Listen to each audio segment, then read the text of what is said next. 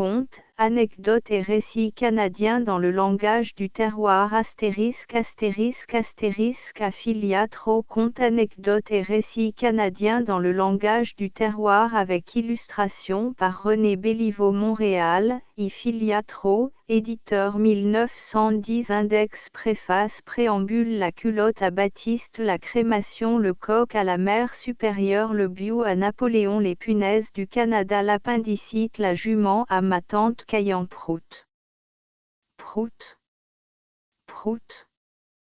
La route du pays fin Les filles de Mesque bâtissette du four fort comme les Archambault Le petit taureau croisé Le cochon à Toin non Le bas-de-feu à Ponce Pilate Une maladie cutanée Le téléphone La balance à Pierre Préface que je vous fasse une préface. Fasse le ciel que je le pusse. Mais je ne suis pas préfacier. Je ne pourrais plus même faire un livre. Et vous voulez que je jette ma note triste, lamentable, ronde cuilleresque, et par conséquent discordante, dans votre concert de joyeuseté gauloise quoique canadienne. Tant pis pour vous si je réussis trop bien, ou trop mal, ou si je ne réussis pas du tout.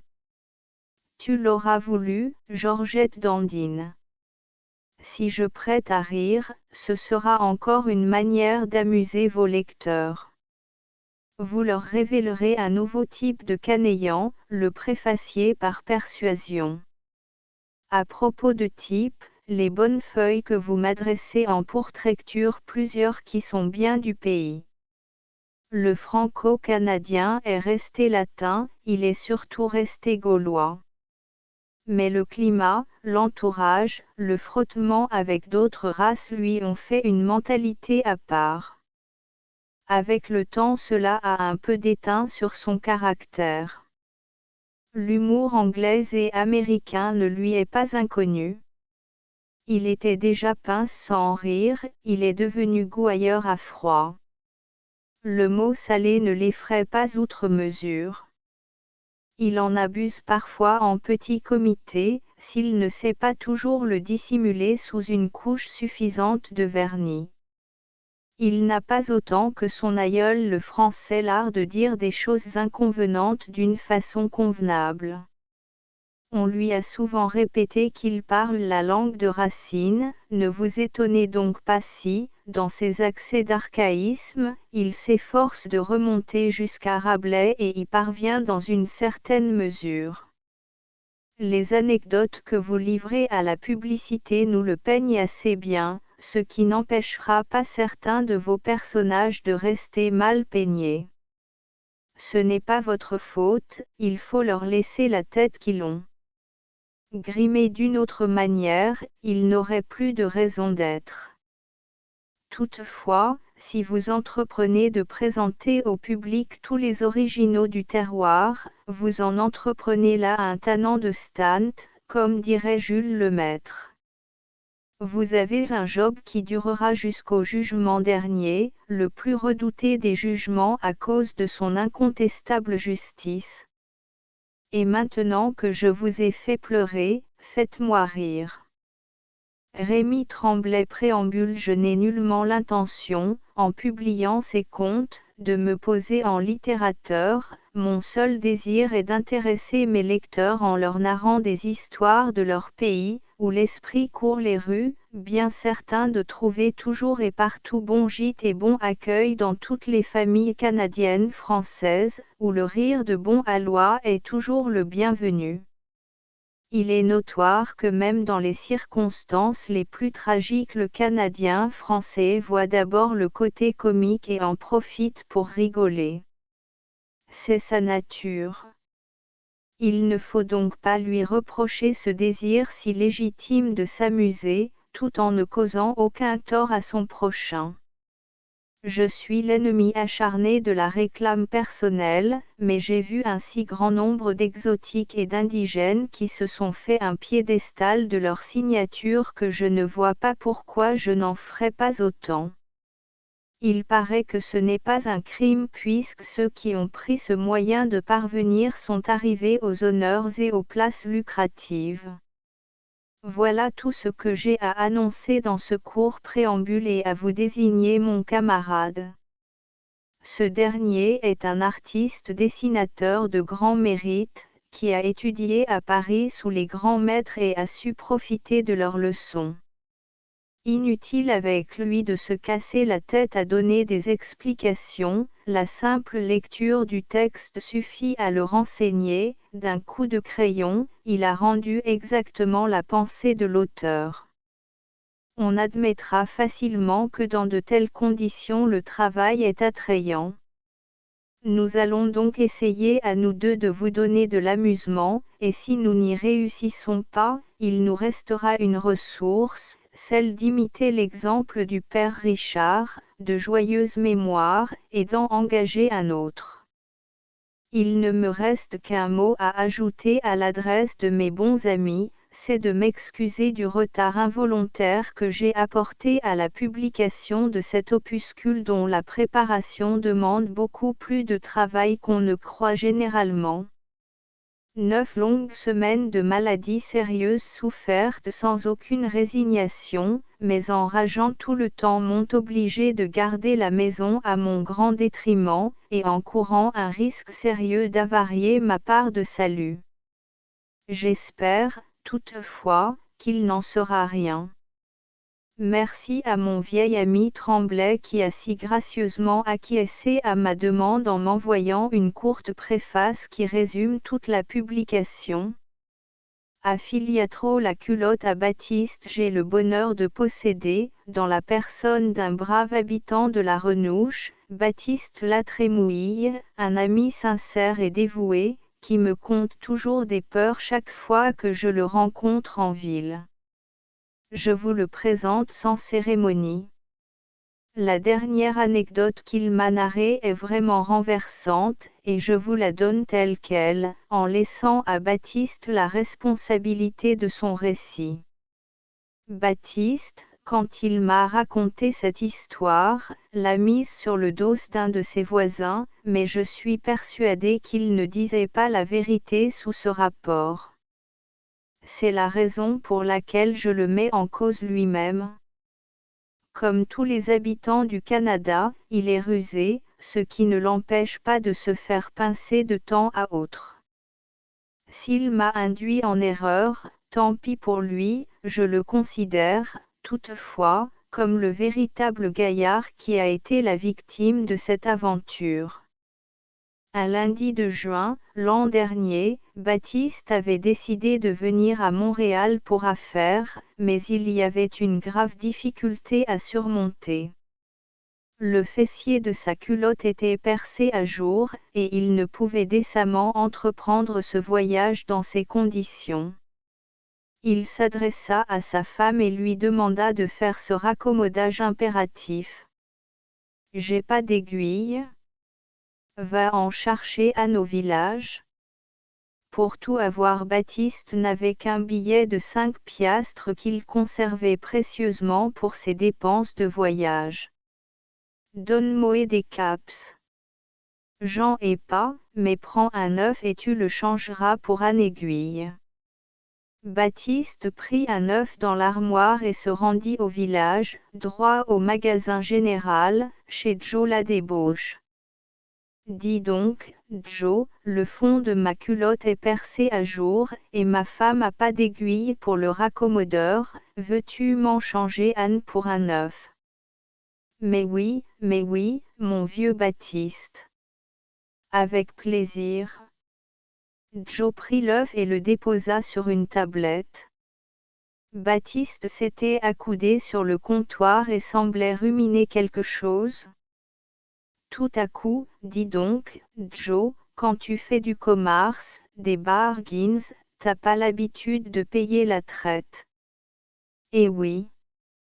Quoi ce que tu vas prendre? Donne-moi un verre de brandy et un œuf. Joe la débauche, qui trouvait ça drôle, s'empressa d'acquiescer à sa demande. Tiens, dit-il, voici le verre de brandy, et je te casse ton œuf dedans. Ça fait un gobe de première classe. Dans l'intervalle, Baptiste avait planté son aiguille dans le revers de son capot. Écoute donc, veux-tu du lait dans ton verre? Non, Marcy, mais t'es pas pour me bluffer. Donne-moi une autre aiguille, parce qu'il y avait 2 jaunes dans c'te œuf-là. Amène-toi tout de suite. Baptiste revint à la maison avec ses 2 aiguilles et sa femme lui raccommoda son fond de culotte en bourraquant. Cette culotte était à la bavaroise. Le lendemain Baptiste partait pour la ville et logeait dans un hôtel du carré Chaboilleur où 2 escaliers à la suite l'un de l'autre donnaient accès au 2e étage.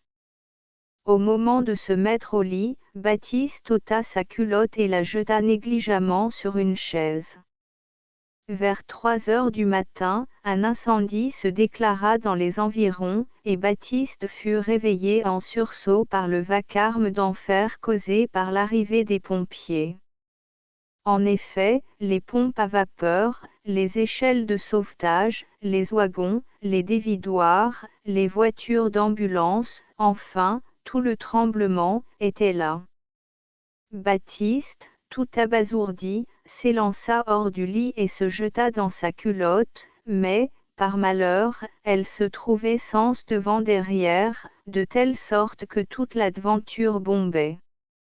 Dans sa précipitation, en arrivant à la tête de l'escalier supérieur, il manqua la première marche et descendit tête bêche les 2 escaliers jusque sur le trottoir.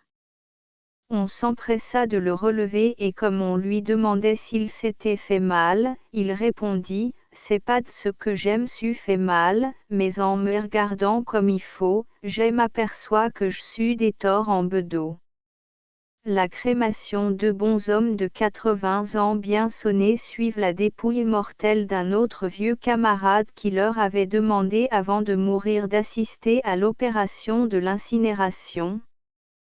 Comme ils avaient le respect des dernières volontés de leur ami, ils assistaient impassibles à la cérémonie. Depuis plus de 3 heures déjà, le mort cuisait dans son jus, et les 2 vieux étaient fatigués. Tout à coup, l'un des 2 dit à l'autre, « Dis donc, Hyacinthe, sais-tu que ça prend du temps? » « Je l'admets. Mais rappelle-toi bien ceci, notre ami Honoré a toujours été, tout le temps de sa vie, un durac sans grave cuir. Le coq à la mère supérieure. Un jour le curé de Saint-Eu rendait visite à la mère supérieure du couvent. Il la trouva dans un état impossible à décrire, tant était navrant sa détresse et son ennui. Le curé, bon enfant, lui demanda la cause de cet ennui. « Ah! Monsieur le curé, un grand malheur nous est arrivé. Imaginez-vous que nous avions mis 12 couvées d'œufs avec un 13e sous autant de poules, et nous n'avons pas eu un seul poulet. Ma révérende sœur, il faut bien se résigner. À quelle cause attribuez-vous cette affliction? Je n'en sais absolument rien, monsieur le curé. Les œufs ont été pondus par nos poules, ici même. Je ne comprends pas du tout, et je cherche à me rendre compte. Ma bonne sœur, c'est probablement la faute du coq. Mais non, monsieur le curé. C'est impossible. Nous n'avons pas de coq. Le BU à Napoléon, mon ami Napoléon C. est aujourd'hui un avocat distingué, qui a réussi à se créer une très belle clientèle et en même temps est parvenu à se faire élire maire d'une grande ville du Canada par ses talents supérieurs et son intelligence. À l'âge de 25 ans, il était apprenti typographe dans l'atelier de son cousin, Monsieur Treflé-Bursium. Voyant que le métier ne le conduirait à rien, il prit la résolution d'étudier le droit. Reçu avocat, il s'établit à Hull. Dès le lendemain, il rendait visite à Monsieur Alfred Raatchen, alors avocat, pour lui présenter ses hommages. Monsieur Ratchon avait dans ses bureaux 2 gros coffres-forts dans lesquels il serrait ses valeurs et ses dossiers précieux. Après les compliments d'usage, mon ami Napoléon fit la remarque suivante: mon savant collègue, j'ai grandement hâte d'avoir comme vous un gros coffre-fort dans mon bureau. Votre ambition est fort légitime, mon jeune ami, lui répondit Monsieur Ratchon, mais croyez bien que d'après ma vieille expérience, une bonne poche de culotte bien doublée en chamois est suffisante pour tous vos revenus pendant au moins une quinzaine d'années. Mon ami Napoléon, en outre de ses talents incontestables, avait une particularité dans la vue qu'on ne rencontre pas souvent chez le commun des mortels. Il louchait horriblement, mais d'une manière qui n'appartenait qu'à lui. Son regard, au lieu de se diriger vers l'ouest d'un côté et vers l'est de l'autre, était oblique, de sorte que les 2 yeux convergeaient vers le même point. Comme c'est un bon luron et un gai compère, il a toujours eu le mot pour rire, même à ses propres dépens. C'est ainsi qu'il raconte volontiers l'anecdote suivante: vous savez, moi, j'ai été élevé à la campagne. On avait l'habitude de tuer un porc et d'abattre un bœuf tous les ans pour l'usage de la famille. Lors d'une opération de ce genre, l'homme engagé tenait le bœuf par les cornes et j'avais la hache dans les mains, prêt à frapper, lorsque notre engagé m'arrêta et m'apostropha ainsi: dis donc, Poléon, es-tu pour fesser au Stuergarde? Mais certainement. Oui. Eh ben, Moé, je te le dis tout de suite, je lâche le bio. Les punaises du Canada. Il est parfaitement reconnu que le Canada, dans l'idée de la plupart des Français qui sont venus s'établir ici pour y gagner leur vie, est un pays à peu près inhabitable, que ceux qui y résident sont tous des ignorants, et qu'il n'y a rien excepté de la neige et de la glace. En 69, je quittai la capitale de Terre-Neuve, Saint-Jean, à bord du Peruvian, de la ligne Allan, pour revenir à Montréal. Nous longions la côte de l'île, un paquet de roches de 300 milles de longueur jusqu'à la baie des îles, pour s'engager dans le détroit conduisant jusqu'au golfe Saint-Laurent. Le commissaire de bord, un Écossais pas pour rire, vint me trouver et me dit dans son anglais aussi sec qu'énergique: Sir, ici by your name on the list of passengers that you are a Frenchman. I beg your pardon, sir, I am a thoroughbred Canadian, a loyal British subject of Her Gracious Majesty, but I speak French, as bad as it may be. That is all right, sir. It is all I want. Will you kindly interpret a French gentleman who does not speak a word of English? Certainly, sir, with pleasure. Il me présenta alors à un touriste qui venait chez nous dans le but d'étudier la géographie du pays. À la Brunante, nous étions dans le détroit, nous dirigeant vers le golfe.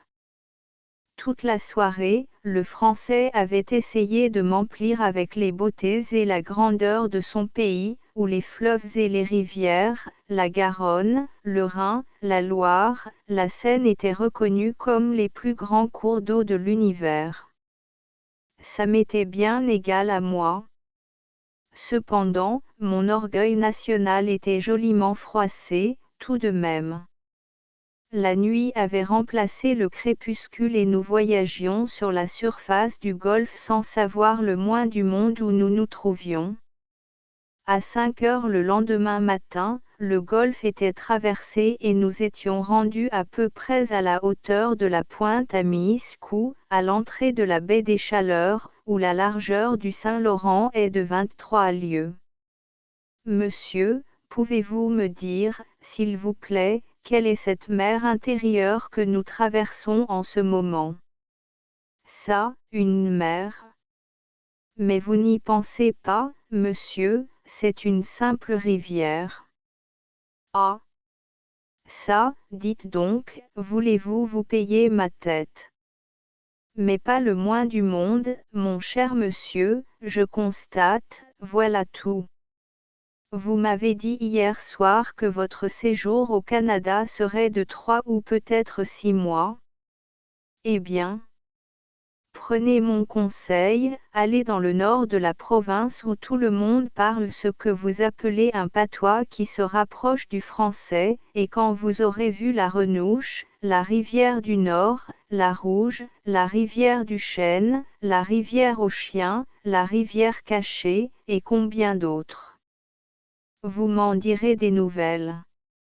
À Lévis, je sautai à bord du train du Grand Tronc et je n'ai jamais revu mon homme. Plus tard, en 1876, je travaillais à la Gazette, où je levais la lettre, et j'avais ma pension dans une maison de la rue Saint-Dominique, avec un ami du nom de Oscar Lavigne, un polisseur de piano. Nous avions avec nous un Toulousain, vous comprenez bien, n'est-ce pas, qui nous contait qu'en France les bœufs étaient plus gras, les chevaux plus gros, les percherons, vous savez. Les édifices plus beaux, les cheminées des usines plus hautes, et les femmes plus grosses, trrr. Arrêtez un peu, dit mon ami Oscar, je ne doute pas de votre parole, mais vous admettrez bien qu'elles ne le sont pas aussi souvent que les Canadiennes. La conversation cessa de suite. Lavigne, cependant, n'était pas satisfait, et la semaine suivante, nous nous amenâmes chez un marchand de la rue Craig, qui vendait des homards vivants.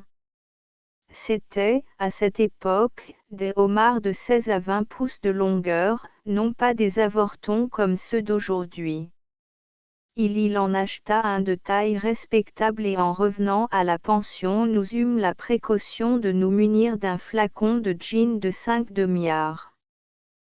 Comme je demandai à Oscar ce qu'il comptait faire de ce crustacé qui aurait pu être utile s'il eût été cuit, il me répondit, quitte faire, j'ai mon idée. Le Toulousain nous invita à entrer dans sa chambre et le gin disparut bientôt. On avait réussi à faire sortir notre Toulousain pendant quelques minutes, et mon bon ami Lavigne avait mis le homard sous les couvertures de son lit. Vers 11 heures on couchait notre homme à peu près plein. 10 minutes plus tard, le homard, qui s'était orienté à reculons, pinçait le Toulousain à l'endroit le plus sensible de sa personne. Il sauta hors du lit, non d'une pipe. Qu'est-ce que c'est que ça? Ça, dit Lavigne, c'est les punaises du Canada, tapez ça en France, si vous êtes capable. Les mots qui restent, en cour supérieure, un avocat de Montréal bien connu par ses expressions pittoresques, s'adresse au président du tribunal. C'était une cause au sujet de la pension d'un cheval de trait qui mangeait au râtelier depuis plusieurs mois à ne rien faire. Moins croyez-vous en bonne foi, votre honneur, que nous allons garder ce cheval les deux bras croisés dans notre écurie beaucoup plus longtemps. Ce serait absurde. L'appendicite Angélique Védet-Banker est une paroissienne comme on n'en rencontre pas souvent dans la vie. Elle vit le jour, je crois, dans une bourgade située en arrière de Joliette. Ne sachant ni lire, ni écrire, notre chère Angélique était pourtant fort ambitieuse, ce qui était tout à fait légitime de sa part. Ne voyant aucun espoir d'avenir dans son trou natal, elle prit la route des États-Unis, elle entra dans un hôpital, monta en grade, devint garde-malade, et ne tarda pas à acquérir l'art de manier les cas les plus graves. Toutes ses tendresses et sa sollicitude étaient dévouées à ses patients et elle leur donnait des soins vraiment maternels. Tout ce dévouement méritait une récompense adéquate, si j'ai foi dans la loi des compensations, et elle l'obtint au moment où elle s'y attendait le moins, ayant fait son service par pur amour de son prochain. Un jour, elle rencontra dans son hôpital un malade qu'elle soigna plus que de raison, elle lui prodigua tous les soins que son état nécessitait, il revint à la santé, il lui proposa le mariage. Elle accepta, et le couple vint résider à Montréal. Comme je vous l'ai dit plus haut, Angélique avait beaucoup de qualités solides, mais elle avait aussi un défaut rédhibitoire dont elle ne s'est jamais guérie, elle se fourrait le nez dans toutes les affaires qui ne la regardaient pas. On m'objectera peut-être que ce défaut est à peu près général, mais je répondrai qu'il semble plus caractérisé chez nous que partout ailleurs. Elle voulait à tout prix savoir ce qui bouillait dans la marmite de son voisin, et pour mieux arriver à ce résultat, elle avait 2 paires de lunettes, l'une plantée sur le dessus de la tête pour voir ce qui se passait chez les gens qui habitaient au-dessus de son logis, et l'autre juchée sur son nez pour se rendre bien compte des agissements des voisins d'en face. Elle connaissait mieux les affaires de tout ce monde-là que les intéressés. Un jour, un jeune homme du voisinage ayant subi l'opération de l'appendicite, elle expliquait à ma femme la nature de cette maladie. Je vais vous dire, madame, exactement ce que c'est que cette infirmité qui est bien connue de tout le monde. Les docteurs ne veulent pas le dire aux pauvres gens, parce que ça leur empêcherait de faire de l'argent. Aussi, quoi ceux qui n'ont pas fait. Ils ont inventé un nom qui fait peur au monde, et il vous coupaille un homme, le temps de le dire. Et pourtant, c'est ben simple, allez.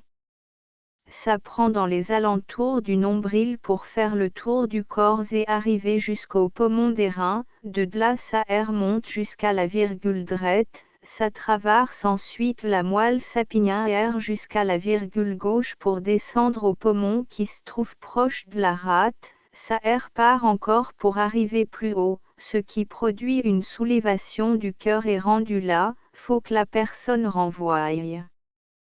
Et comment appelez-vous cette maladie dans votre pays, dit ma femme imperturbable, une pince sans rire, je ne vous dis que cela. Je vais vous dire, madame, parce que nous on parle pas dans les termes, vous savez, on n'est pas ben instruit.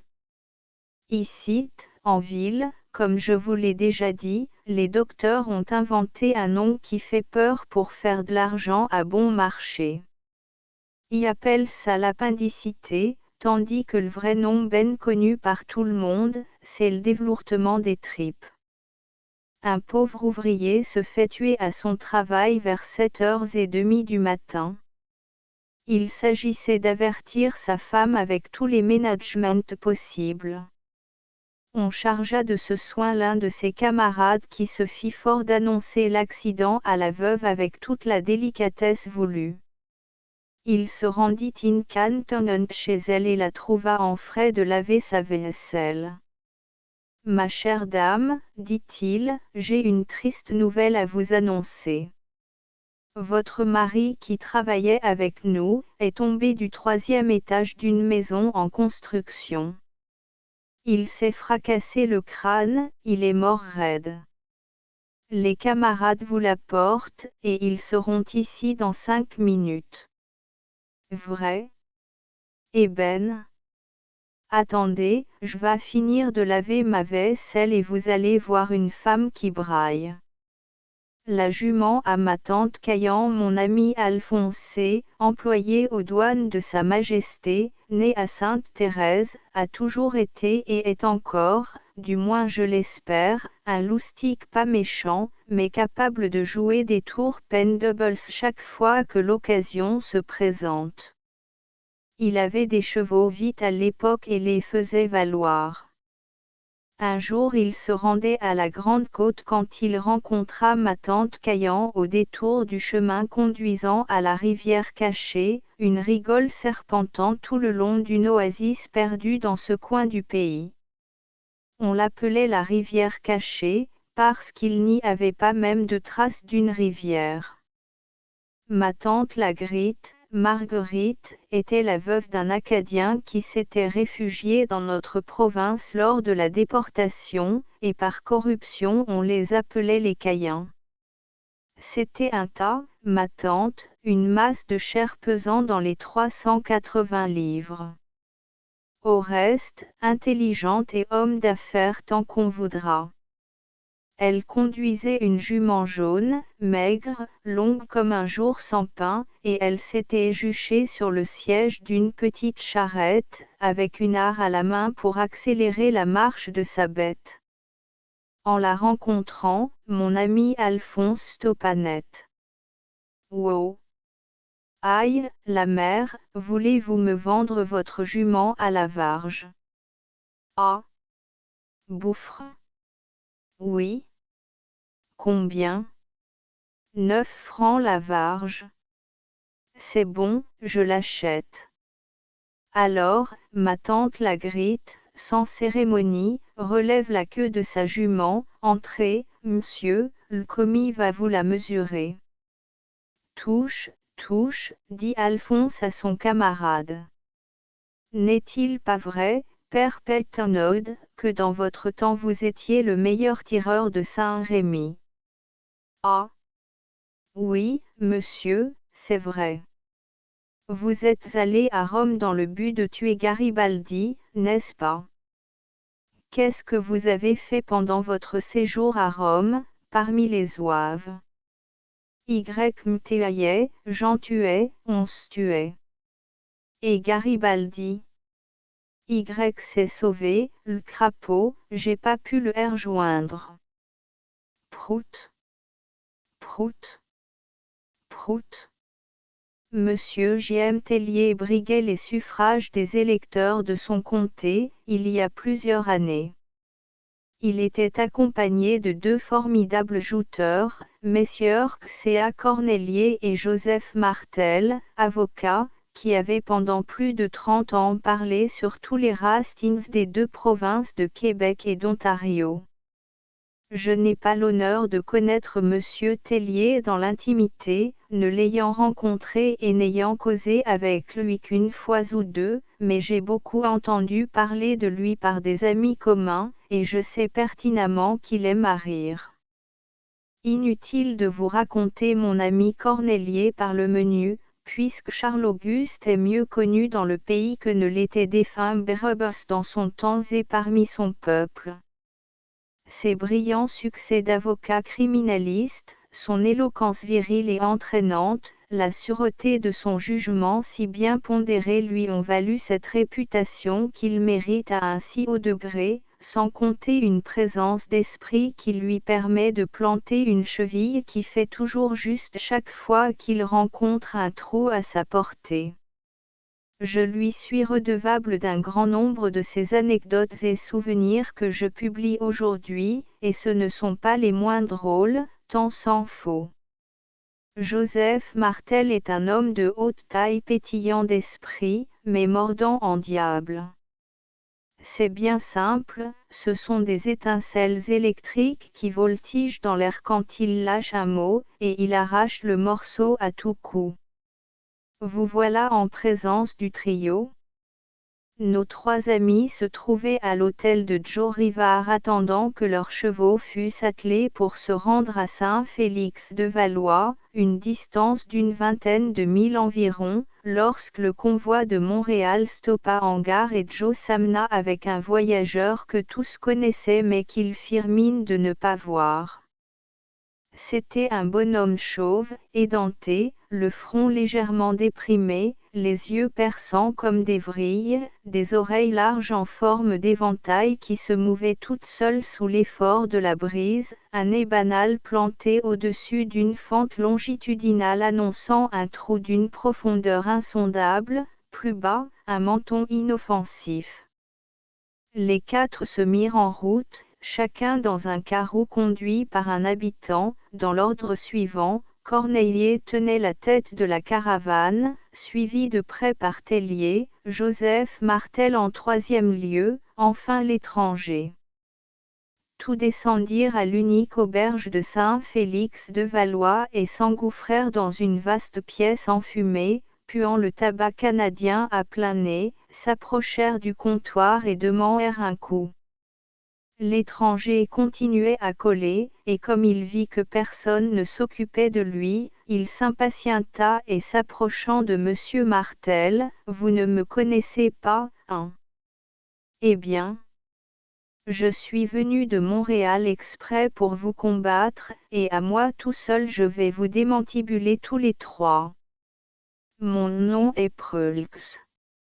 C'est vrai, je ne suis pas capable de vous placer, mais mon cheval vous connaît bien. » Comment ça?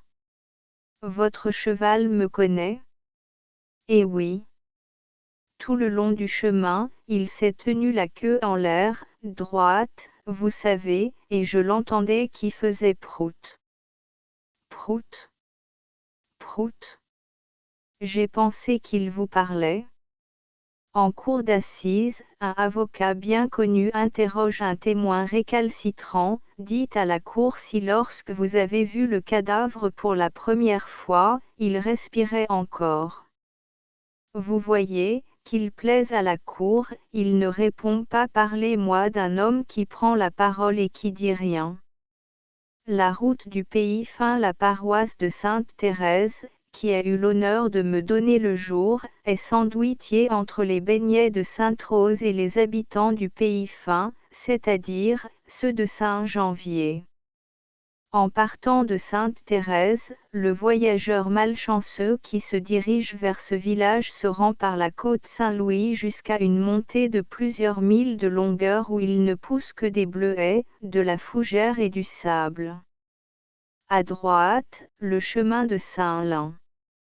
Un vendeur de machines à coudre, bien connu dans tout le pays, s'était rendu à Saint-Lin, dans les intérêts de son commerce, et il revenait de son voyage, en voiture, pour opérer une descente chez les habitants du pays fin.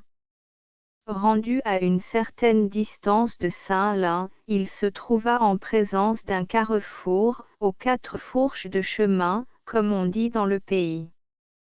Il ne savait de quel côté se diriger lorsqu'il avisa un jeune homme qui coupait des rondins dans la cour d'une maison de ferme. Notre voyageur descendit de sa voiture et s'approchant du jeune garçon, lui demanda, « Dis donc, jeune homme, peux-tu me dire où je suis? » « Oui, monsieur, vous êtes sultan des copeaux. » « Idiot !» Il remonta dans sa voiture et prit au hasard, au petit bonheur, l'une des 4 fourches du chemin. Quelques arpents plus loin, il vit un vieillard, grave comme un notaire de campagne, perché sur une pagée de clôture, et fort occupé à se fabriquer un sifflet avec une branche de bois blanc qu'il gossait consciencieusement avec son couteau de poche. Aïe! Le père, voulez-vous me dire où je me trouve à l'heure qu'il est? Ben, je vas vous dire, monsieur, je me suis donné à rente à mon garçon la semaine dernière, et depuis ce temps-là je m'occupe plus de rien en tout. Cré vieille bête, vous pourriez toujours bien me dire où ce chemin-là va. Ben, je vas vous dire, monsieur. J'ai 78 ans, et j'ai pas honte de le dire, j'ai toujours resté ici. Ce CH-Mine-là a jamais voyagé? Je l'ai toujours vu à la même place. Y a jamais été nulle part. Vioti fille, monsieur Desrosiers, comment est-elle de sa personne? Ben, monsieur, ma fille est belle, puis elle est jolie aussi. Les filles de Masca s'étaient au cours d'une élection fédérale, Victor Glédou, l'un des plus formidables tribuns populaires du pays, demandait aux électeurs d'Yamaska de lui renouveler son mandat. Le Parti conservateur avait lancé à ses trousses Charles Thibault qui le rencontrait dans un des bourgs pourris bleus du comté.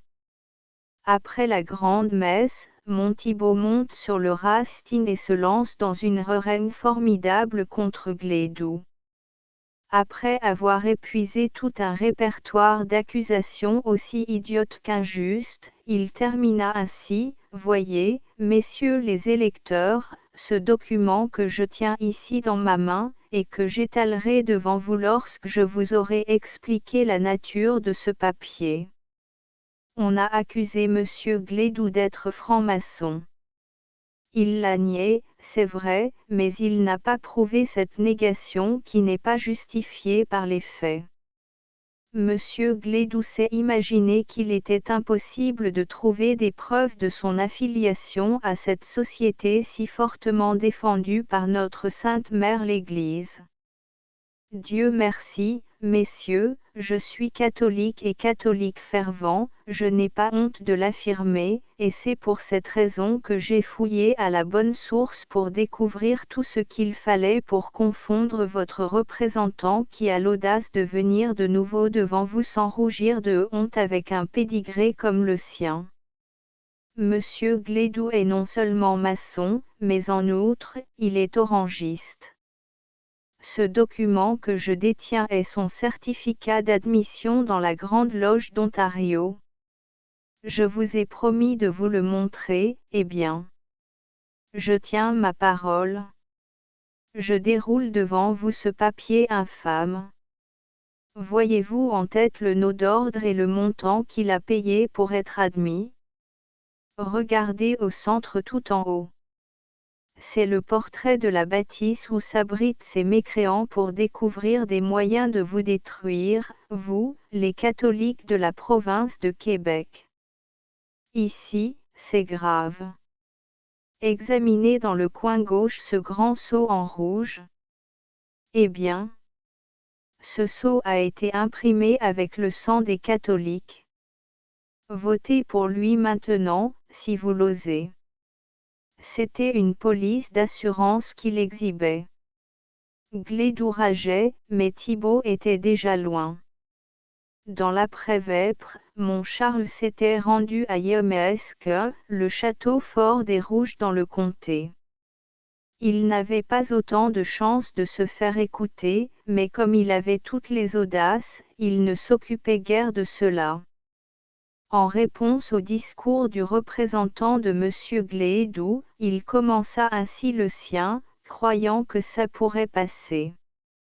Il comptait sans son hôte, car les gars de Yemaesque n'ont pas froid aux yeux. Messieurs les électeurs, si vous voulez me le permettre, je vais commencer mon discours par une citation de l'Ancien Testament qui s'adapte bien à la circonstance, Sor mea pulcrae, c'est du branon abbé point. Alors la foule, parle français, v'limeux, on comprend pas l'anglais, nous autres. Oui, messieurs, je vais vous parler français, car je n'ai jamais eu honte d'exprimer ma pensée. Cette citation veut dire ceci en français, les filles de Mesque n'en ont pas, mais elles s'en mettent. Ce fut sa dernière parole et il se considéra heureux de se tirer de là avec sa peau. Authentique, un ouvrier tombe du haut d'un clocher, à 150 pieds dans l'air. En passant il voit ses camarades, et un cri du cœur lui échappe, « Prenez soin de mon coffre d'outils ». Baptiste Dufour. Il y avait autrefois à Sainte-Thérèse un type extraordinaire qui répondait au nom de Baptiste Dufour. On ne trouvera jamais un être aussi original que celui-là. Maquignon, il l'était dans toute la force du mot. Au point de vue physique, il était hybride, tenant du macaque et de l'ours. Soute, mal peigné, mal léché, il était cependant d'une intelligence peu ordinaire, quand il s'agissait de ses intérêts, et il faut bien le dire, il ne songeait qu'à ses mêmes intérêts. Quand il brocantait un cheval quelconque, si l'animal avait perdu une partie de son poil quelque part, il lui collait de la peau de génisse de sa couleur, et il avait toujours dans ses poches une fiole de térébenthine pour activer son allure. Cela ne ratait jamais son effet, et le diable entrait dans le corps du cheval qu'il vendait invariablement à de bonnes conditions. Monsieur le curé Doucharme, le plus brave homme de la création, possédait un bouquet de bois au tournant de la montée de la côte Saint-Louis, à 1 mille environ du village. Quand les finances de Baptissette étaient à la baisse, il se rendait au bois de monsieur le curé, coupait un voyage de bois et venait le vendre au village. Mon père, qui était notaire de son métier, avait son bureau au centre du village dans une maison à 2 étages, collée à une autre maison basse et un magasin au coin occupé par monsieur M.C. un tir. Les dépendances étaient à l'arrière, mais il n'y avait pas de barrière. C'est-à-dire qu'on rentrait par un bout et qu'on sortait par l'autre sans aucune entrave. Baptissette revenait du bois avec sa charge et en arrivant sous les fenêtres du bureau du père, il le hélait, « Paul. Veux-tu acheter un voyage de bois? Combien? 4 livres 10. C'est bon, Baptissette. Fais le tour. Il lui donnait l'argent et Baptissette faisait le tour sans décharger le bois, et passait par l'autre rue pour se rendre au séminaire. Bonjour, monsieur le curé. Comment ça va-t-il, Baptissette? Ça va ben, monsieur le curé, je suis ben pauvre. J'ai un voyage de bois à vendre. Voulez-vous l'acheter? Combien? Comme c'est à vous, je vais vous le laisser pour 3,30 sous. Savez-vous ce que c'est qu'une embardée? Non. C'est d'essayer de faire manger un bœuf avec une cuillère. Fort comme les Archambault, le comté de l'Assomption est le berceau de la famille Archambault, très nombreuse, d'ailleurs, et dont les ramifications s'étendent sur toute la province de Québec dans le clergé, la magistrature, la politique, les emplois publics, etc. Ils ont justifié le dicton populaire bien connu dans tout le comté, fort comme les Archambault, et ils laisseront certainement une marque indélébile dans notre histoire, ce qu'ils ont bien mérité par leur grand talent. Un jour, un habitant de l'Assomption, voulant abattre une demi-douzaine d'érables, engagea 2 Archambault, de solides gaillards, universellement reconnus comme les 2 hommes les plus forts de la région. Il leur donna 2 haches, un godendard et 2 coines de lard, en leur recommandant de faire diligence et de scier ces arbres en billots de 12 pieds de longueur pour en faire du bois de service. Ils abattirent la plus grosse des 6 érables et se mirent en train de la scier, mais ça ne marchait pas du tout. Vers les 2 heures de relevée, l'habitant se rendit au bois pour voir où en était rendu son ouvrage, lorsqu'il trouva les 2 hommes face à face, tenant chacun un des manchons du godendard. Ils avaient à peine effleuré l'écorce et se regardaient en chiens de faïence. « Quoi ce donc que vous avez fait depuis ce matin que vous êtes là? C'est pas correct, ça. C'est pas notre faute, monsieur Pinchot, on a fait ce qu'on a pu, mais on est fort à fort. » Les élèves d'une école laïque présentent une adresse et un cadeau à leur maîtresse, une Irlandaise parlant le français comme nous.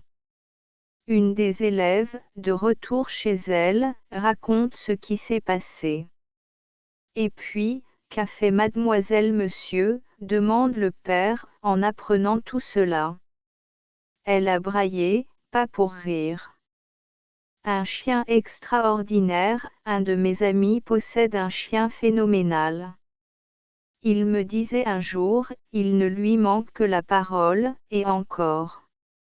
Oui, l'autre jour je suis sortie avec lui pour aller à la chasse et comme je venais de tuer un gibier quelconque, je lui dis d'aller le chercher. Où ça? Me file. Le petit taureau croisé, un brave cultivateur demeurant dans l'un des grands comtés de l'Est, désirait améliorer son stock de bétail qui était devenu fort dégénéré. Il s'en alla trouver un grand éleveur des environs. Celui-ci était un Anglais qui ne parlait pas le français. Baptiste, lui, ne connaissait pas l'anglais. En revanche, tous les deux se comprenaient bien.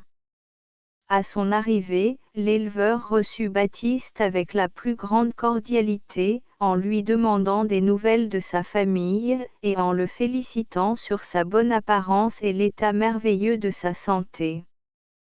Pour répondre à cette politesse, Baptiste se confondit en remerciements, et il finit par cette phrase: « Ben, je vas vous dire, je suis ben content de voir l'intérêt que vous me portez, mais c'est pas ça qui m'amène. » Well, Baptiste, all right. Speak out and let me know what you want this morning. Ben, voilà ce que c'est, mon bétail est d'assez bonne race, mais depuis quelques années, il s'est détérioré, et je voudrais ben le ravigoter un peu. Pour ça, il me faudrait un petit taureau de bonne race. That is all you want. Why, dear man alive, there is nothing there. There are plenty of them in the field yonder. You have only to pick out your choice. Ben, il y en a un dans le coin là-bas qui ferait ben mon affaire, je pense. Il m'a l'air fringant et il est ben fait. No good for you. Pourquoi ça? When he tell you he is no good, he know what he say. He do not want to cheat you. That is why he tell you the beast is no good. Encore, y a peut-être ben moyen de savoir pourquoi. Oh. Certainly. It is because the animal is crossed. Ah ben. Dans ce cas-là, j'en veux pas. Écho d'élection, au cours d'une campagne électorale dans Mantcam, un orateur échevelé lance la phrase suivante: « Oui, messieurs, voilà 8 ans que notre adversaire vous représente à Ottawa. Qu'a-t-il fait durant tout ce temps? Rien du tout. Il n'a pas même été capable de faire poser une rivière navigable dans le comté. Si vous élisez l'homme respectable que je représente ici ce soir, il en fera mettre 3 dans le comté. » Applaudissements. Le cochon à Toinon, le grand rang entre Saint-Jean-de-Matha et Saint-Félix-de-Valois, une distance de 8000, n'a que 5 maisons. Le chemin de ligne est une belle route en pente douce bien entretenue, et semble fait exprès pour le plaisir des amateurs de sport hippique, qui trottent leurs chevaux sur toute la distance. Ils viennent d'un peu partout, de Joliette, de Saint-Félix-de-Valois, de Saint-Jean-de-Matha, et d'autres paroisses environnantes. Toinon-Saint-Georges demeurait à une distance d'environ 10 arpents du village et il avait un cochon de la grande ordre qui broutait tous les jours le long du fossé, sans demander permission à personne.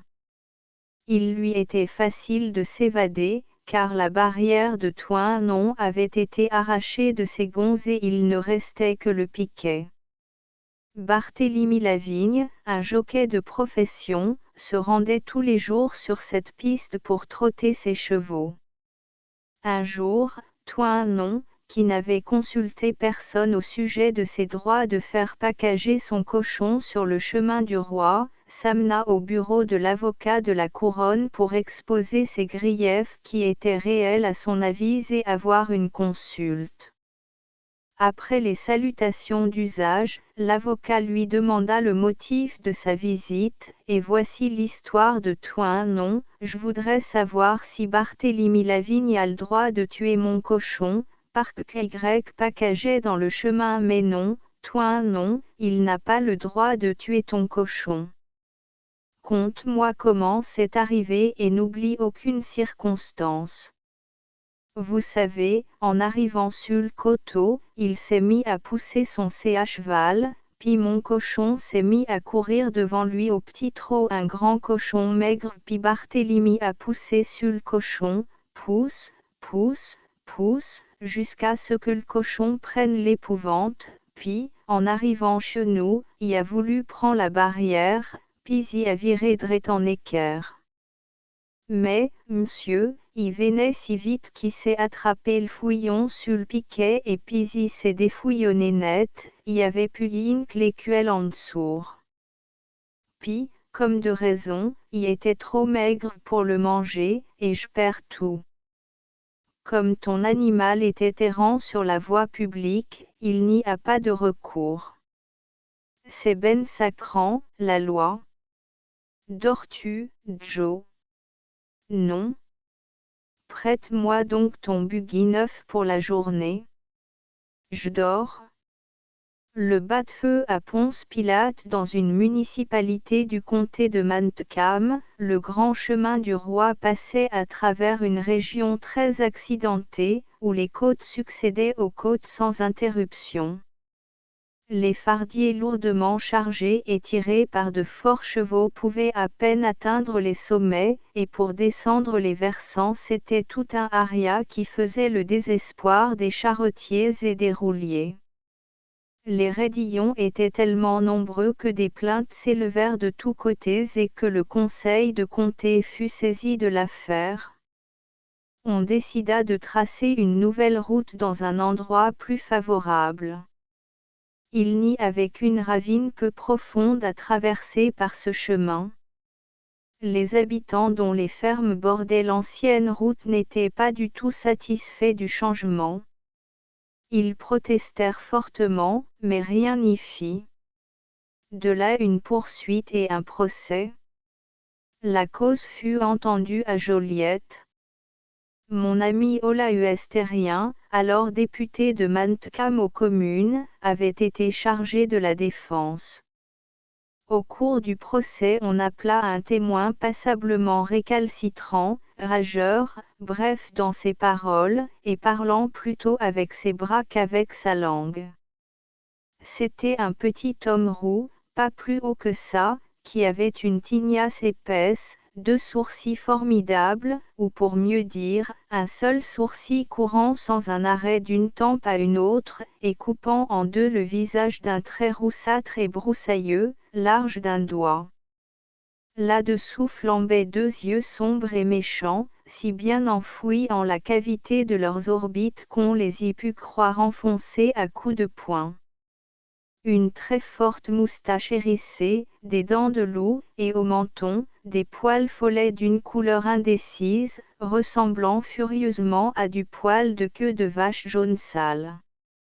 Athlète trapu et ramassé, suant le poil jusque par les oreilles, il tenait un peu du gorille, dont il avait le bras long et velu, et la mâchoire à broyer des cailloux, et aussi du macaque toujours prêt à massacrer et à manger ensuite quiconque s'en approche à bonne portée. Il rappelait ces deux types par l'exiguïté du crâne, la sournoiserie du coup d'œil, la cuisse courte tendant l'étoffe de la culotte. Lorsque le tour de l'avocat de la défense arriva, il examina son témoin avec méfiance. Celui-ci lui rendit sa politesse de la même manière. « Vous êtes bien Baptiste Courtemanche. Oui, savez-vous lire? » Non, les oui et les non se succédèrent ainsi pendant plusieurs minutes. Enfin, Olaus, avec le plus grand sang-froid possible, lui dit, « Racontez à la cour ce que vous connaissez de la nouvelle route. » J'avais attelé un cheval violent sur mon berlonneux, et j'aimant allais à Redon, tout seul dans ma voiture. Faut vous dire que quand l'eau est haute, ça forme des inondations flambantes et des incendies d'eau impossibles à contrôler. Quand il neige par là-dessus, ça fait des chaos, le gabement pue, de 3 pieds de bas, rendu en haut de la côte, et avant de descendre, j'arrête mon cheval et je regarde la route. Presque en bas, il y avait un chaos effrayant. C'est égal, je lâche ma bête en me disant, je passerai ben. Mon cheval arrive à ce chaos, se jette dedans, et en essayant de remonter, il casse mon travail et il file comme s'il avait eu le feu au derrière. Moé, je tombe, et je me défonce quasiment. J'ai sacré Anescous, parc que je suis pas patient et je me suis rendu à pied jusqu'à la première maison. Attendez un peu, et répondez à une autre question très importante. N'est-ce pas là que Ponce Pilate a perdu son bas-de-feu? Oui, ça doit être là. Ça doit être là. Ça doit être là. En flattant la vanité des gens, on peut leur faire commettre les sottises les plus grandes possibles. Une maladie cutanée dans une famille d'un faubourg de Montréal, une de ces bonnes canayennes de l'ancien temps, comme on n'en fait plus de nos jours, est sur un lit de douleur et se gratte la fesse droite d'une manière désordonnée, en proie à une maladie de peau qui la fait geindre horriblement. 5 ou 6 commères des environs, venus pour la consoler et compatir à ses peines, profitent de l'occasion pour jaser à qui mieux sur ce cas extraordinaire, et font des commentaires sur cette maladie. On a dit que c'était la Gratelle, dit l'une. Le docteur est-il venu? Remarque une autre. Oui, il vient de partir. Quoi, ce qu'il a dit? Ben, il a dit comme ça que c'était une maladie cutanée. Ah Ben?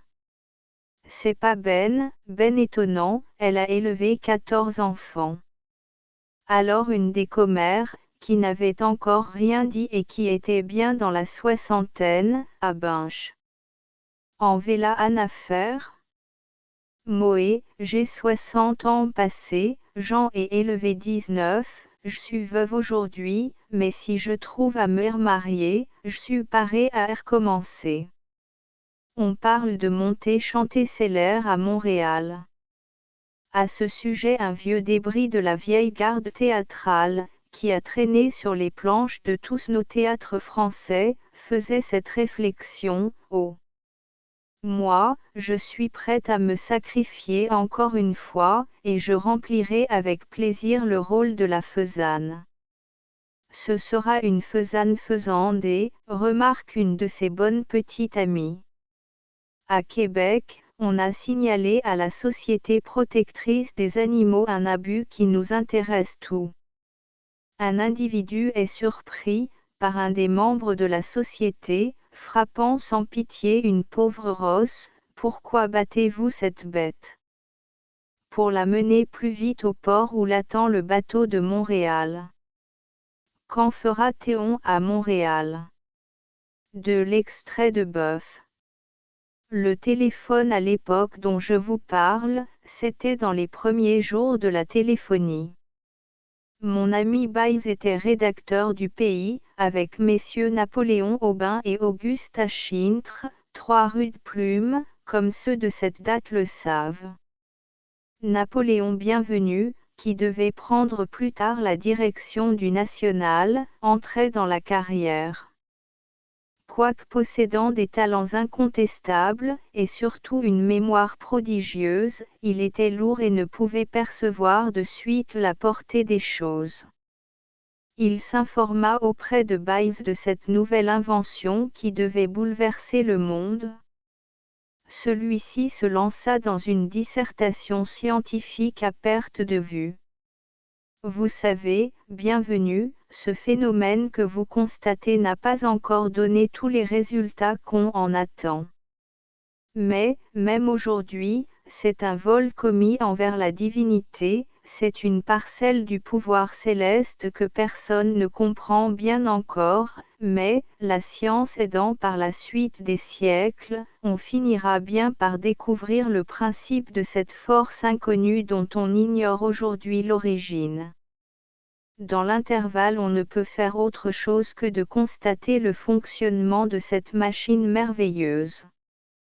Si vous voulez bien me le permettre, je vais vous faire une démonstration à trême que vous saisirez facilement, tant elle est simple. Nous allons supposer un chien dont les pattes de devant seraient appuyées sur l'un des quais à Montréal, et celles de derrière sur le quai de Longueuil. Vous marchez sur la queue de l'animal et il aboie à Montréal. Voilà ce que c'est que le téléphone. Je vous demande pardon, monsieur Byles, il n'y a pas de chien long comme ça. La balance à Pierre Matt est un boulanger résidant dans une paroisse du Nord.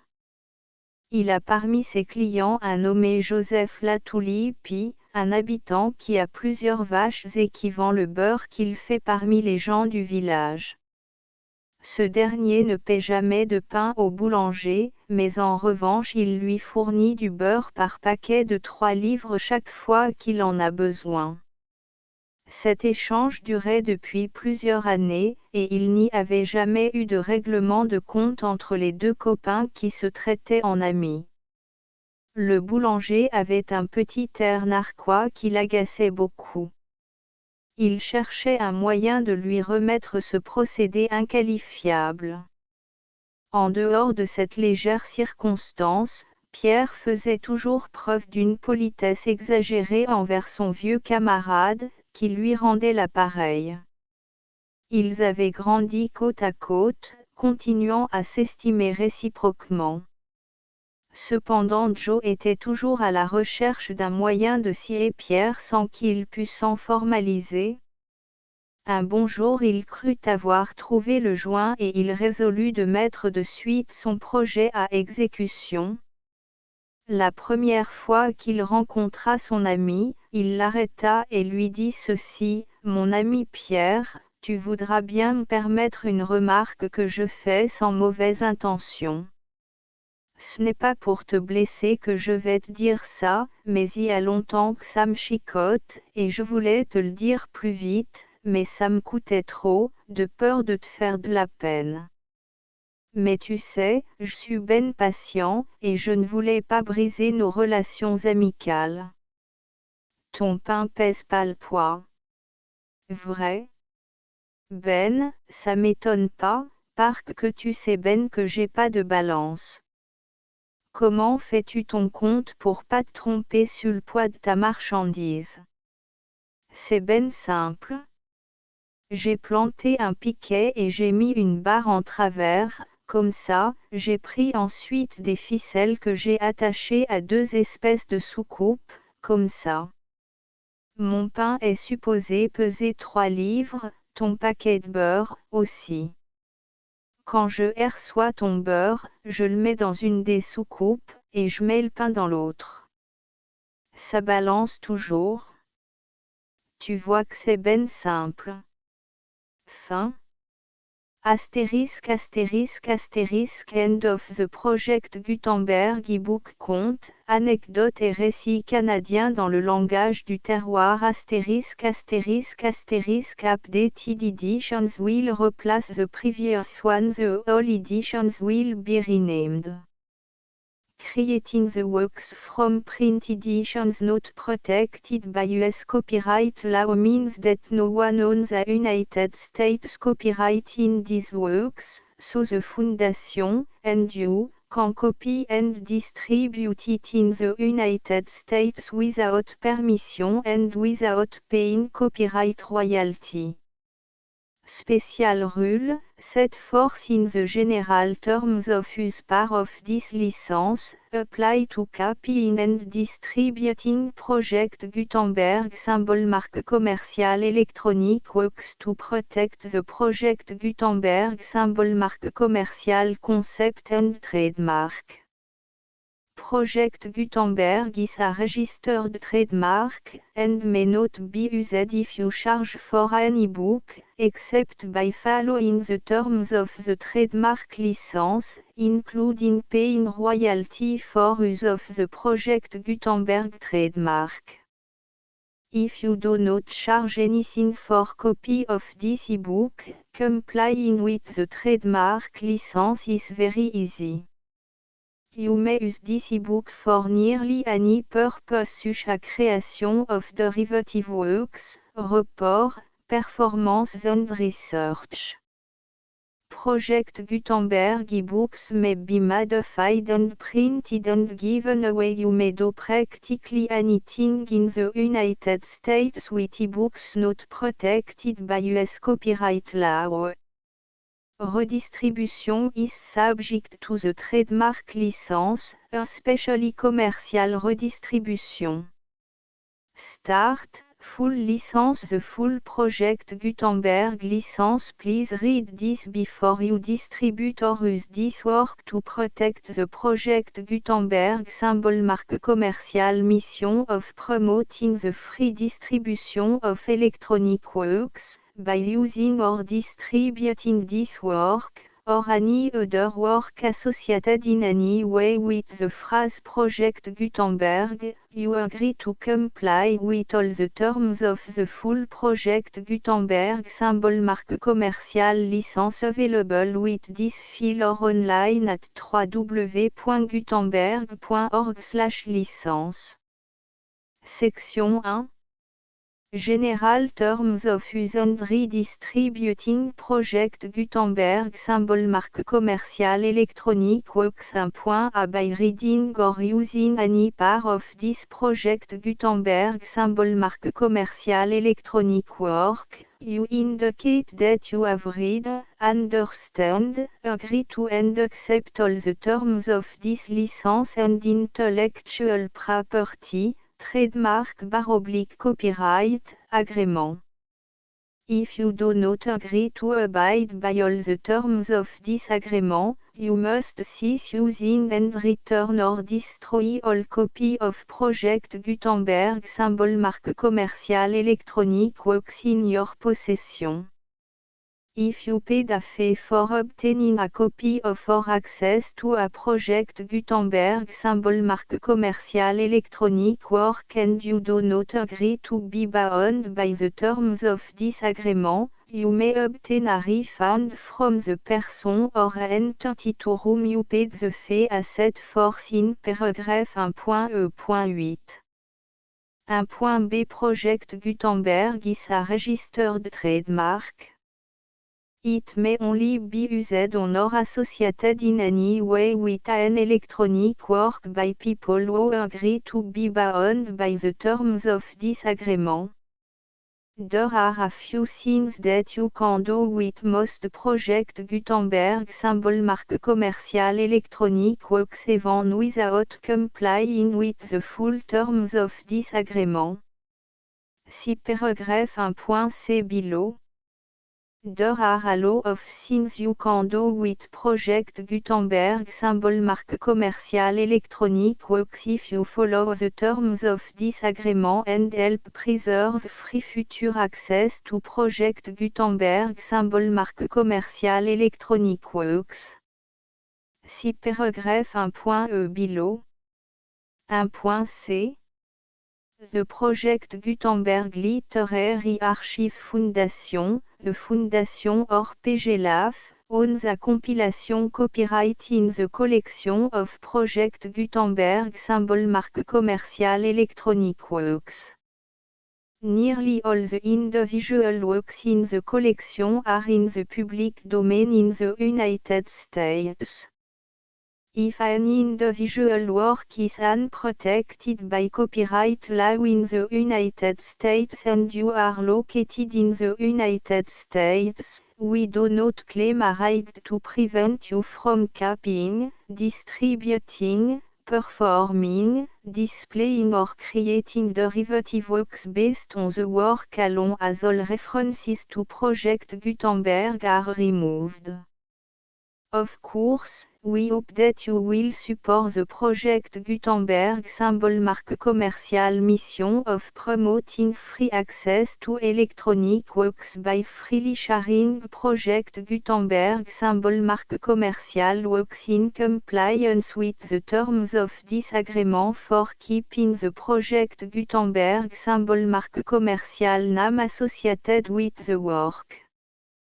You can easily comply with the terms of this agreement by keeping this work in the same format with its attached full Project Gutenberg symbol marque commercial license when you share it without charge with others.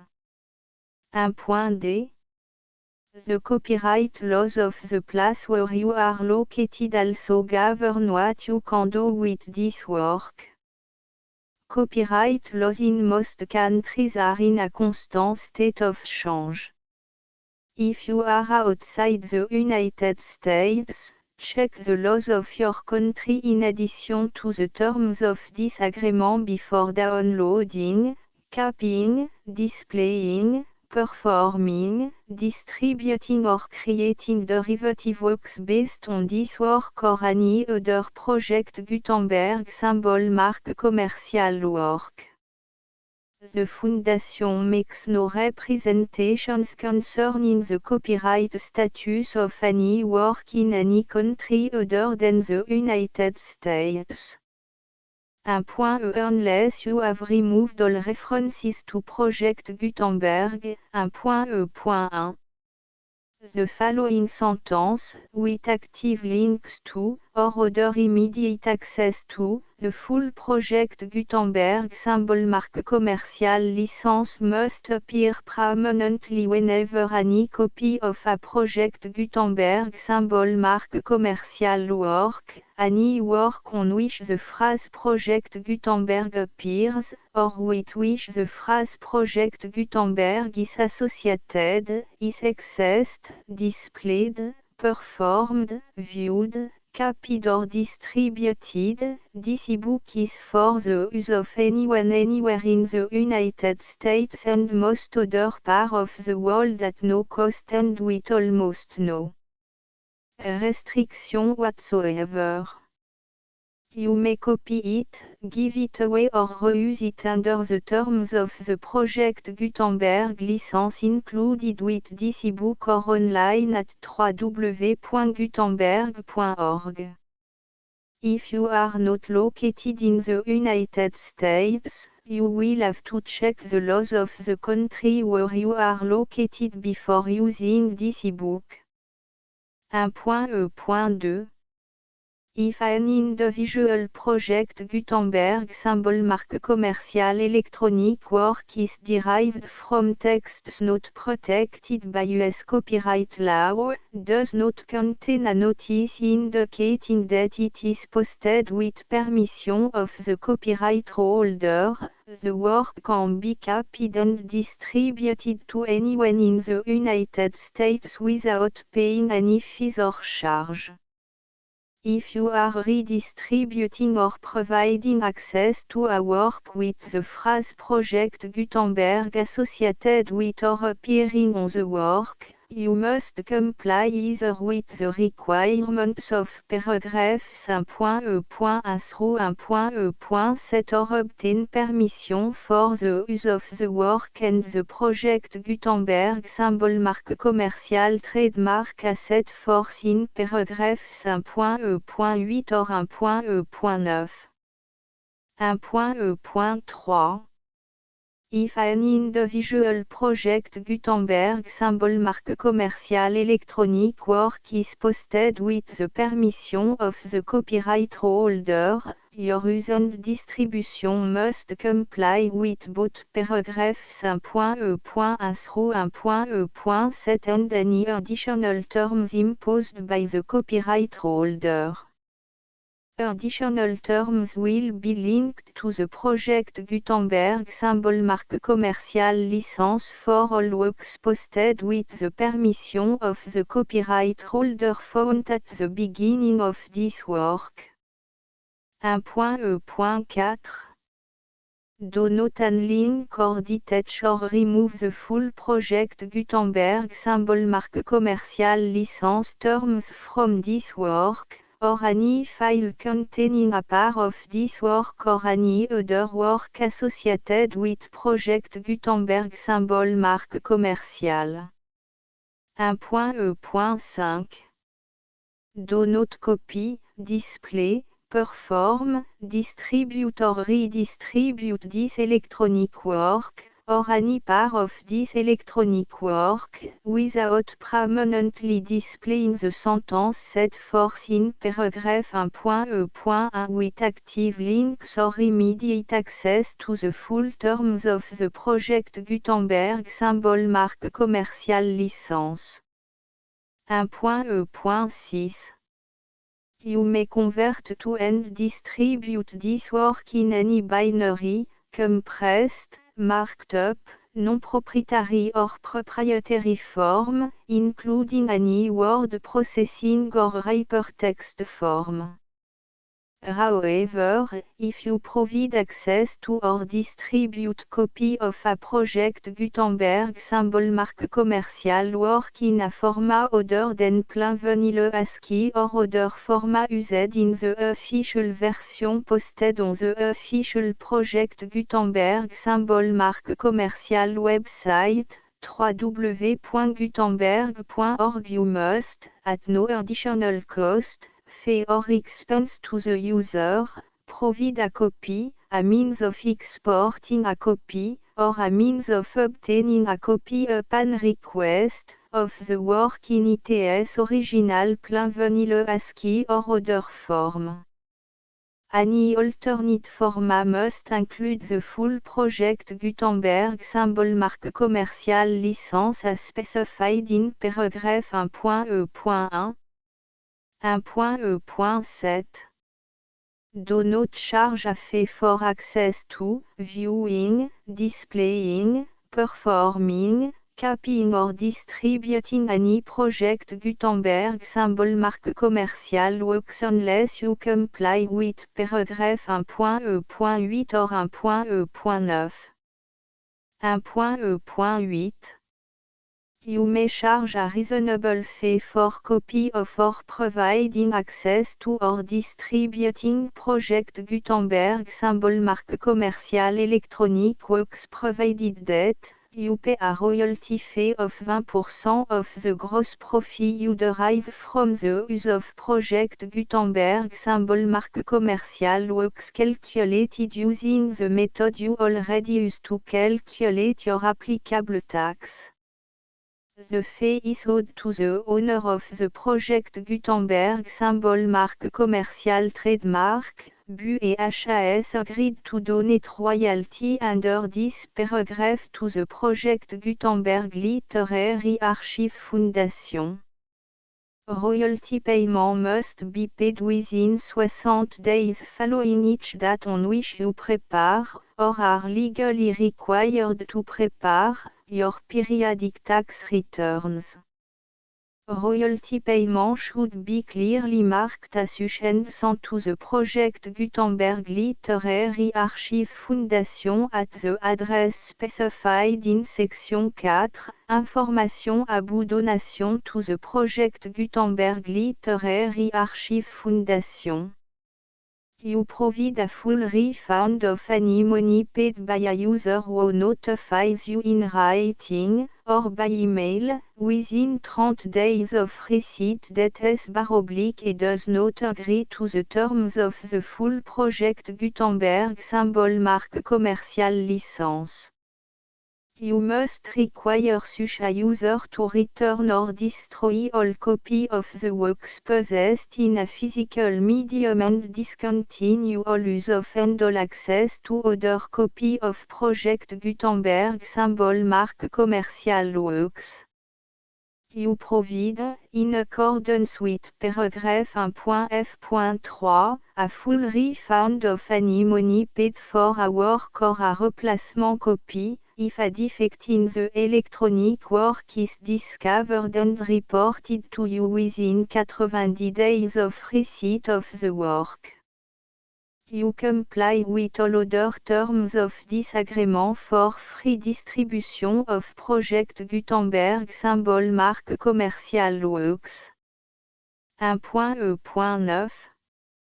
If you wish to charge a fee or distribute a Project Gutenberg symbol marque commercial electronic work or group of works on different terms than are set forth in this agreement, you must obtain permission in writing from the Project Gutenberg Literary Archive Foundation, the manager of the Project Gutenberg symbol marque commercial trademark. Contact the Foundation as set forth in section 3 below. 1.f1.f.1 Project Gutenberg volunteers and employees expend considerable effort to identify, do copyright research on, transcribe and proofread works not protected by US copyright law in creating the Project Gutenberg symbol mark commercial collection. Despite these efforts, Project Gutenberg symbol mark commercial electronic works, and the medium on which they may be stored, may contain defects such as, but not limited to, incomplete, inaccurate or corrupt data, transcription errors, a copyright or other intellectual property infringement, a defective or damaged disk or other medium, a computer virus, or computer code that damage or cannot be read by your equipment. 1.f.2 Limited warranty, disclaimer of damage, except for the right of replacement or refund described in paragraph 1.f.3, the Project Gutenberg Literary Archive Foundation, the owner of the Project Gutenberg symbol mark commercial trademark, and any other party distributing a Project Gutenberg symbol mark commercial electronic work under this agreement, disclaim all liability to you for damages, costs and expenses, including legal fees. You agree that you have no remedy for negligence, strict liability, breach of warranty or breach of contract except those provided in paragraph 1.f.3. You agree that the Foundation, the trademark owner, and any distributor under this agreement will not be liable to you for actual, direct, indirect, consequential, punitive or incidental damages even if you give notice of the possibility of such damage. 1.f.3 Limited right of replacement or refund, if you discover a defect in this electronic work within 90 days of receiving it, you can receive a refund of the money, if any, you paid for it by sending a written explanation to the person you received the work from. If you received the work on a physical medium, you must return the medium with your written explanation. The person or entity that provided you with the defective work may elect to provide a replacement copy in lieu of a refund. If you received the work electronically, the person or entity providing it to you may choose to give you a second opportunity to receive the work electronically in lieu of a refund. If the second copy is also defective, you may demand a refund in writing without further opportunities to fix the problem. 1.f.4 Except for the limited right of replacement or refund set forth in paragraph 1.f.3, this work is provided to you as, with no other warranties of any kind, express or implied, including but not limited to warranties of merchantability or fitness for any purpose. 1.f.5 Some states do not allow disclaimers of certain implied warranties or the exclusion or limitation of certain type of damages. If any disclaimer or limitation set forth in this agreement violates the law of the state applicable to this agreement, the agreement shall be interpreted to make the maximum disclaimer or limitation permitted by the applicable state law. The invalidity or unenforceability of any provision of this agreement shall not void the remaining provision.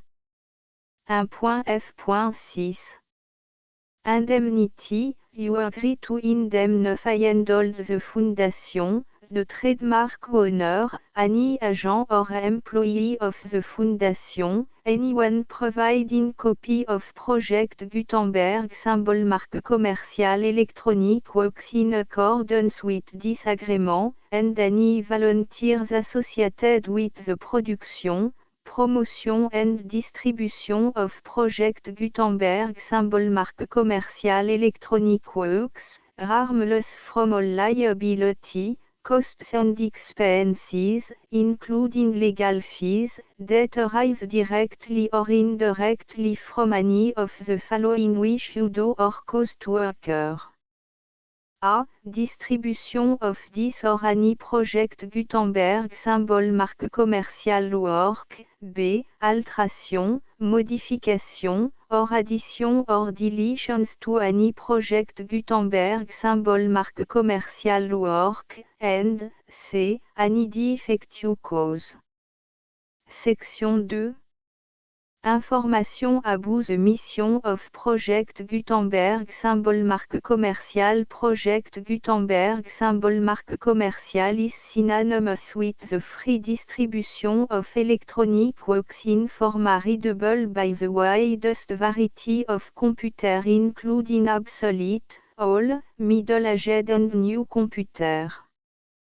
It exists because of the effort of hundreds of volunteers and donations from people in all walks of life. Volunteers and financial support to provide volunteers with the assistance they need are critical to reaching Project Gutenberg symbol marque commerciale's goals and ensuring that the Project Gutenberg symbol marque commerciale collection will remain freely available for generations to come. In 2001, the Project Gutenberg Literary Archive Foundation was created to provide a secure and permanent future for Project Gutenberg symbol marque commerciale and future generations. To learn more about the Project Gutenberg Literary Archive Foundation and how your efforts and donations can help, see section 3 and 4 and the Foundation information page at www.gutenberg.org. Section 3. Information about the Project Gutenberg Literary Archive Foundation. The Project Gutenberg Literary Archive Foundation is a non-profit 501, c3, educational corporation organized under the laws of the state of Mississippi and granted tax-exempt status by the Internal Revenue Service. The Foundation SEIN or Federal Tax Identification Number is 64 à 6 221 541. Contribution to the Project Gutenberg Literary Archive Foundation are tax deductible to the full extent permitted by U.S. federal laws and your state's laws. The Foundation's business office is located at 809 North 1500 West, Salt Lake City, U84 116, 801, 596 à 1887. Email contact links and up-to-date contact information can be found at the Foundation's website and official page at www.gutenberg.org/contact. Section 4. Information about donation to the Project Gutenberg Literary Archive Foundation. Project Gutenberg symbol marque commerciale depends upon and cannot survive without widespread public support and donation to carry out its mission of increasing the number of public domain and licensed works that can be freely distributed in machine-readable form accessible by the widest array of equipment including outdated equipment. Many small donations, $1 to $5,000, are particularly important to maintaining tax-exempt status with the IRS. The foundation is committed to complying with the laws regulating charities and charitable donations in all 50 states of the United States. Compliance requirements are not uniform and it takes a considerable effort, much paperwork and money fees to meet and keep up with these requirements. We do not solicit donations in location where we have not received written confirmation of compliance. To send donation or determine the status of compliance for any particular state, visit www.gutenberg.org/donate. While we cannot and do not solicit contribution from states where we have not met the solicitation requirements, we know of no prohibition against accepting unsolicited donation from donors in such states who approach us with offers to donate. International donations are gratefully accepted, but we cannot make any statements concerning tax treatment of donations received from outside the United States. US laws alone swamp for small staff. Please check the Project Gutenberg web page for current donation methods and addresses. Donations are accepted in a number of other ways including checks, online payments and credit card donation. To donate, please visit www.gutenberg.org/donate. Section 5. Général information about Project Gutenberg symbol marque commerciale électronique works. Professor Michael S. R. was the originator of the Project Gutenberg symbol marque commerciale concept of a library of electronic works that could be freely shared with anyone. For 40 years, he produced and distributed Project Gutenberg symbol marque commerciale ebooks with only a loose network of volunteer support. Project Gutenberg symbol marque commerciale ebooks are often created from several printed editions, all of which are confirmed and not protected by copyright in the US unless a copyright notice is included. Thus, we do not necessarily keep ebooks in compliance with any particular paper edition. Most people start at our website which has the main page search facility, www.gutenberg.org. This website includes information about Project Gutenberg symbol marque commerciale, including how to make donation to the Project Gutenberg Literary Archive Foundation, how to help produce our new ebooks, and how to subscribe to our email newsletter to read about new ebooks.